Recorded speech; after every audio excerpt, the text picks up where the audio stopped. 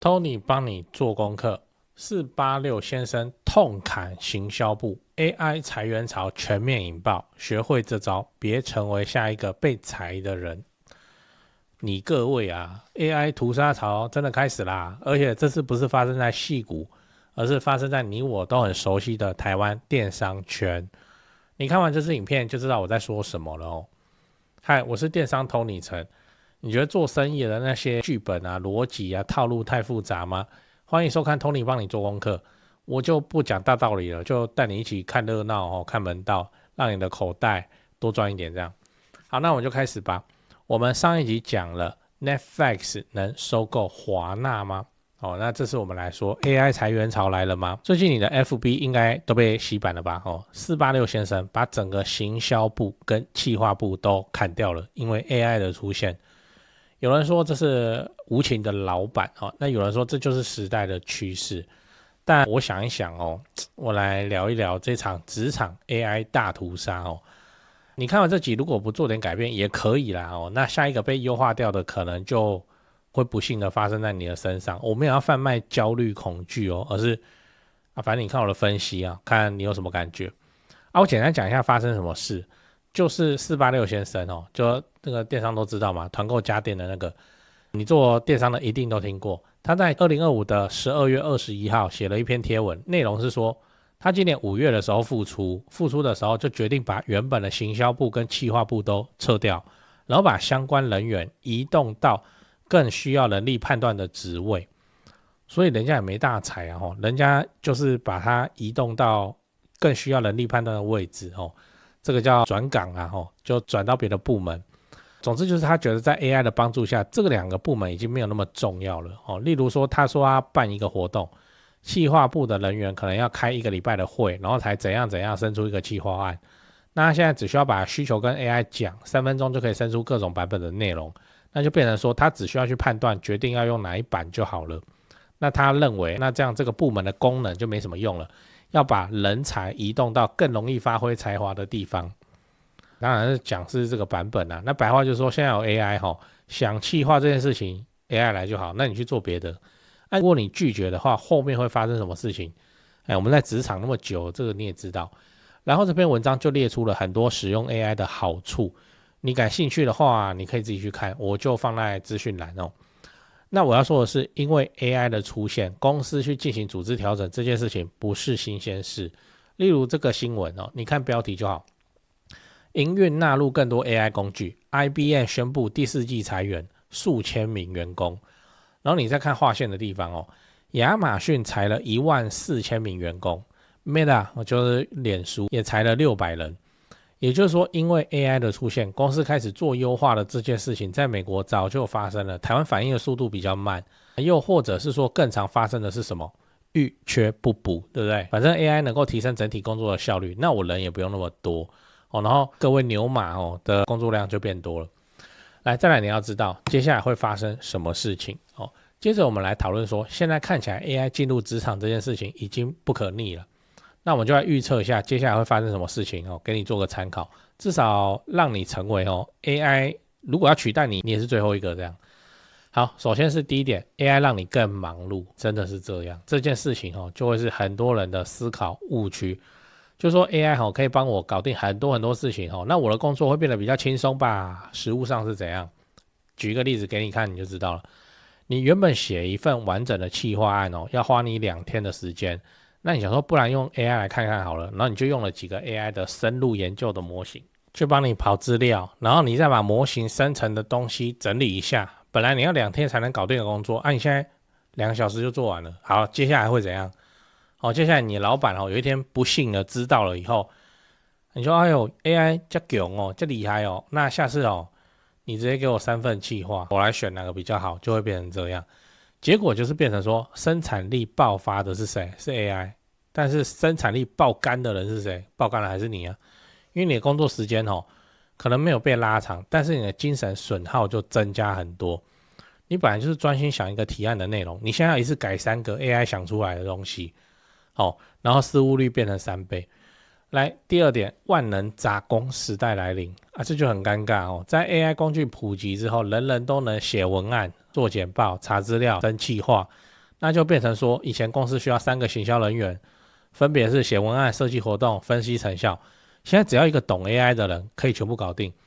對公司來說，這個是個很極致的人力成本的優化嘛，就會砍掉2個就好了，都叫一個人把3個人的工作給他扛下來。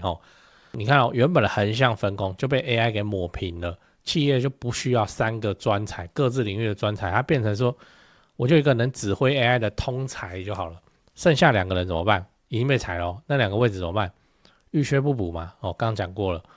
然後最捲的是什麼？最捲的就是你一定也不會想要成為那個被開除的人嘛，尤其是在過年前被開除，那我的年終怎麼辦？你就必須主動加入這場戰爭，甚至主動幫公司去優化掉自己的同事，就現實版的職場大逃殺。這個說法不只是在中國，也不只是在美國，台灣也開始在流行起來。反正就是一個人超捲的，他的工作又快又好，量又大，量大管飽這樣，然後老闆主管對他青睞有加接下來你就很怕他在老闆面前、主管面前說你什麼話。第3個，知識的去神聖化，我個人認為最可怕的是這點就知識的去神聖化。原本的企劃人員他可以用他過往的經歷學歷去跟老闆談薪資跟職位嘛，那是因為他們掌握了某種特殊的，比方說創意能力，或是流程，或是知識。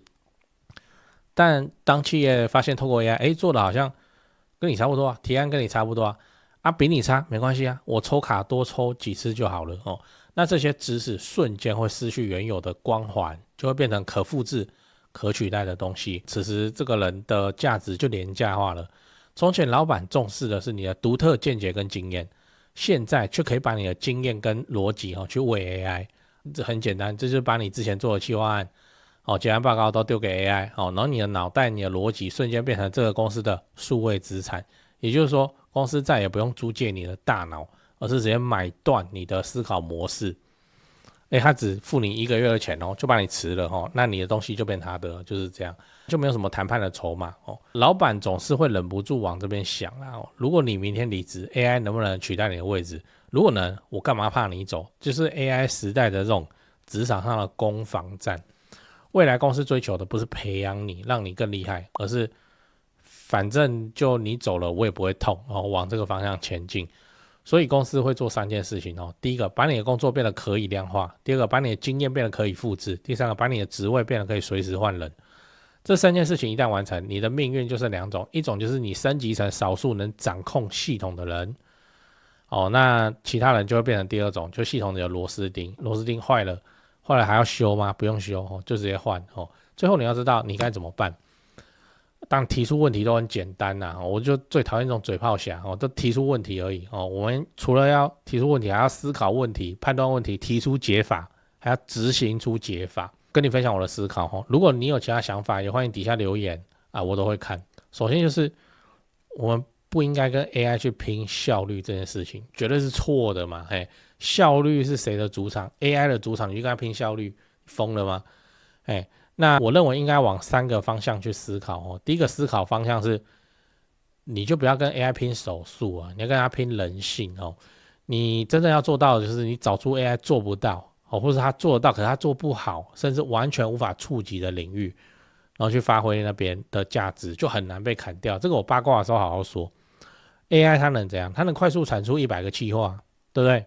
可是它不會告訴你老闆內心想要他的偏好是什麼可是你跟老闆相處過，你被他罵過，你被他稱讚過，你知道這100份裡頭有哪幾份他會過關你再提，這樣就好了AI 懂數據但是他目前我只能說目前還不懂江湖的險惡嘛，就是這樣嘛。AI 現在就是個下山的高人，然後他去那個滾滾紅塵當中又能怎樣？而是對人性的理解比方說經營出人脈，你叫 AI 做給我看。那個 AI 你3個月之內經營出我在這個產業中的頂尖人脈，他怎麼弄？還是要你親自來做就要做這種事情還有溝通技巧、跨領域判斷能力這些專有名詞我就不堆砌了，反正你知道我要講什麼，就是反正就做 AI 做不到就對了他怎樣他就幹不掉你，他任何領域都比你強，他幹不掉你。我講的粗糙一點，就是說我們男生就不應該去跟女生比生孩子誰厲害，靠腰我根本就不行啊，按去比這個幹什麼？所以我們第一步要做的就是強化自己深度溝通啊，跟決策的能力。AI 你可以叫他盡量做功課大量的資料，海量的資料，可是那個判斷價值還是你自己來做，做出有商業價值的決定。我敢跟你保證，未來公司願意付高薪的，不是這個小王你跟他要企劃案，他能夠1個小時給你1200份。林老師，這個叫公司怎麼做事？就是叫那個小王，你就是給我選3份，然後我們就來挑，挑完以後就你來執行。你來執行以後，如果成功了大家拍拍手；失敗了，這是你的鍋。還是這樣啊你還是要做出執行的這一件事情。這個我八卦的時候再好好講。好，那第二個思考就是進化成 AI 的訓練師再來，你必須要從單一的專業轉型成跨界的操盤手，就是 AI 工具你要去熟啦，你要去用啦然後整合不同的領域的觀點打造出 AI 無法直接複製的思考的模型。就你要有自己的判斷，不能說盡信 AI，AI 給什麼你就轉頭你就跟老闆講，我跟你講這個非常冒犯，我已經有遇到這樣子的問題了反正我就刁他，就是這樣。那我 AI 就好了，我幹嘛用你？就不是這樣嘛，你要給我你自己的判斷嘛。然後最賭爛的是，他還會給我一句說：“沒有啊，這個 ChatGPT 講的。”所以現在是公司要找你負責，還是要找 ChatGPT 負責？這就是推卸責任。你不裁這種人，你要裁哪種人？反正就是在 AI 時代想辦法去做出執行出價值就怎樣？就換你制定規則，你知道嗎？你升官很快。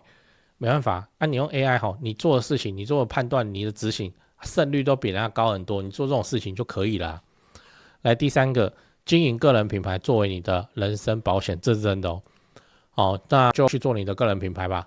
在 AI 的時代，個人的價值不會再來自你會什麼技能，而是來自你這個人會有什麼獨特的觀點、經驗和故事這些東西不好意思 AI 無法複製。你就不妨問問你自己，當公司需要做重大的決策的時候，老闆會想到你嗎？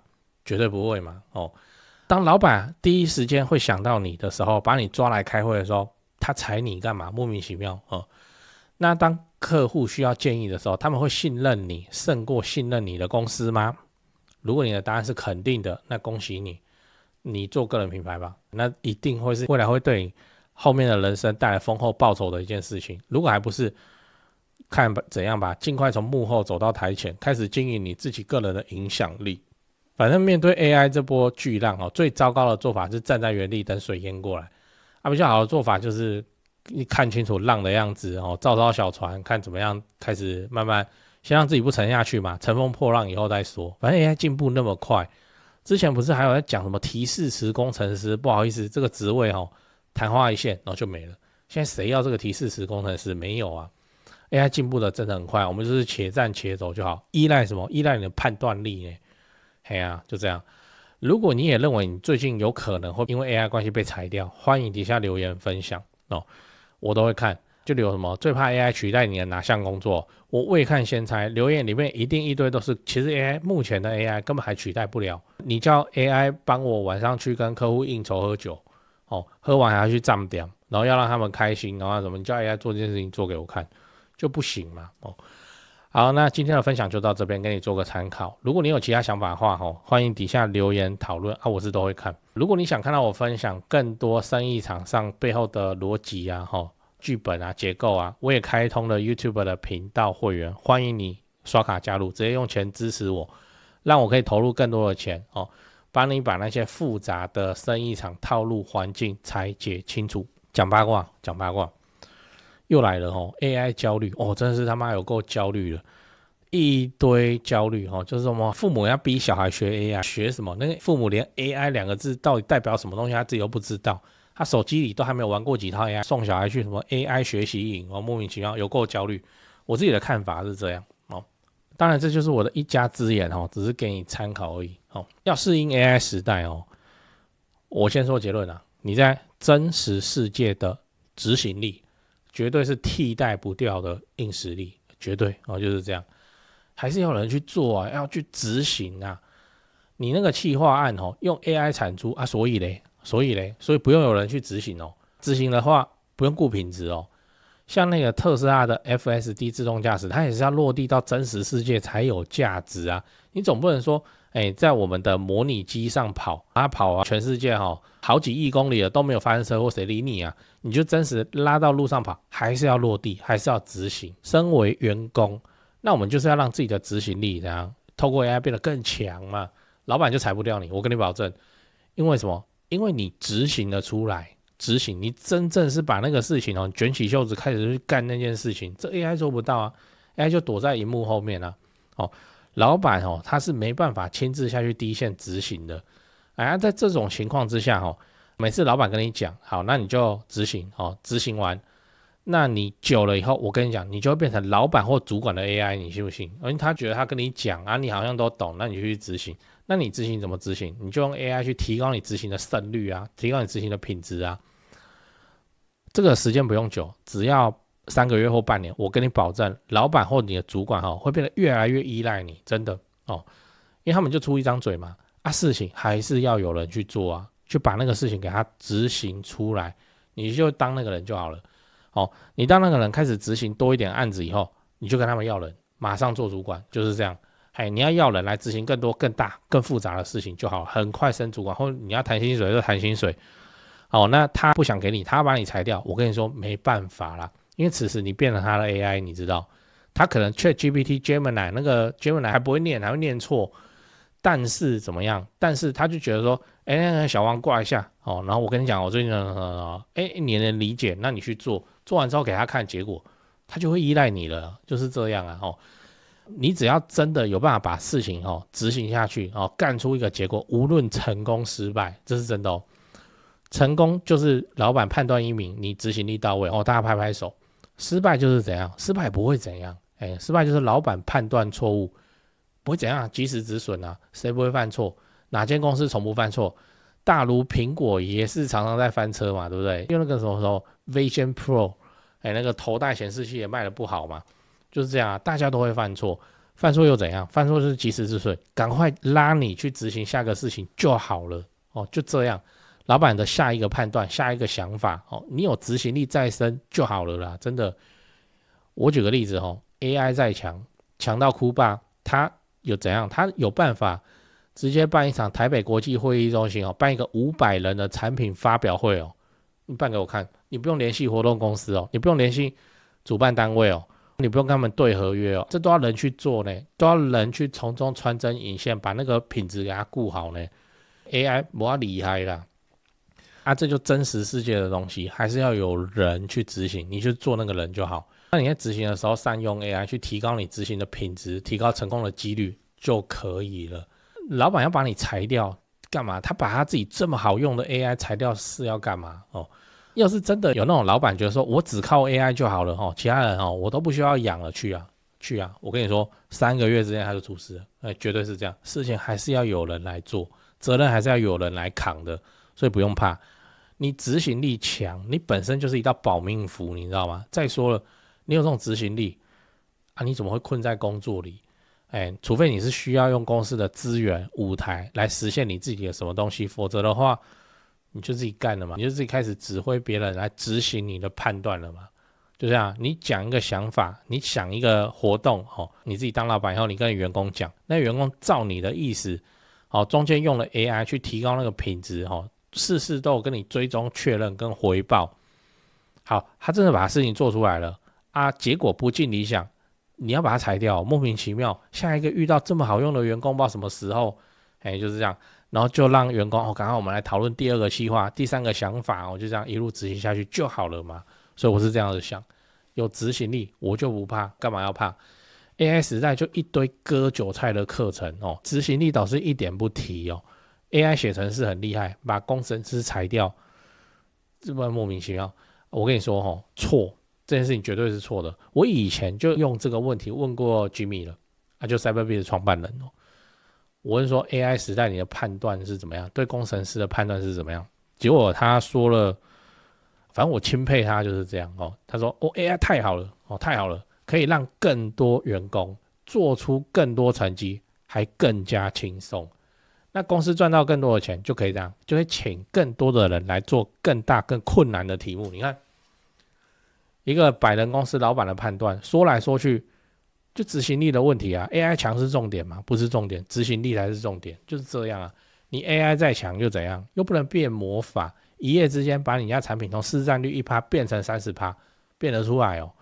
這還是要有人去做事、去推動、去執行、去把事情搞定，別驚啦，這是別驚啦。如果你現在因為什麼 AI 浪潮，然後你突然被裁得莫名其妙，老闆在發瘋啊，我只要有 AI 什麼，這種公司本來就是快逃嘛，那你就換一個願意投資員工去培養什麼使用 AI 技能的公司，這才是好事情吧？或是你就自己幹嘛，對不對？早晚來享受一把當慣老闆的快感。